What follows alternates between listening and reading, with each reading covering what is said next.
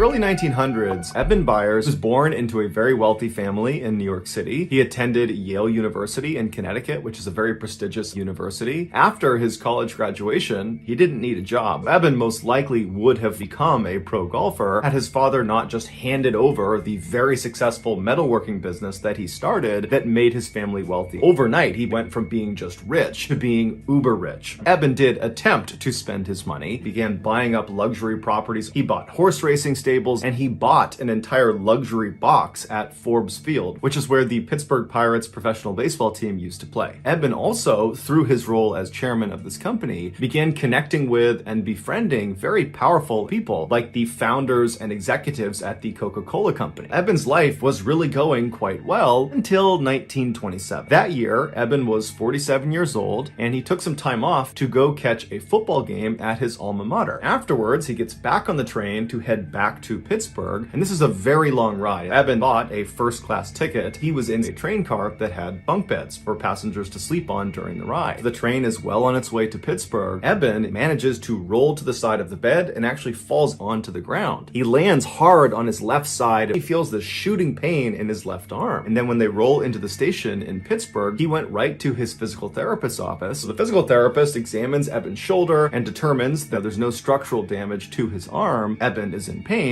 And so he says there's a new product that came online that's quite expensive. It's called Radithor, and it's supposed to dull aches and pains and give you this huge boost of energy. As prescribed, he drank a very small spoonful of this liquid, and right away he felt this surge of energy. The pain in his arm started to fade. And so over the next couple of days, Eben took the prescribed amount of this Radithor, and every day he felt happier, he felt fitter, he felt alive. He began taking more and more of this tonic to the point where he was drinking 3 full bottles of Radithor every single day. In 1931, one day, his lower jaw just separated from his skull and went slack. The reason this happened was because Radithor was radioactive water. In the early 1900s, the radioactive element radium was believed to have highly curative properties with no side effects. After consuming over 1,400 bottles of Radithor over a 3-year period, Eben's body was just starting to disintegrate from the inside out. After he had his jaw surgically removed, the rest of his body also just began to crumble. There were holes forming all over his skull that were exposing portions of his brain.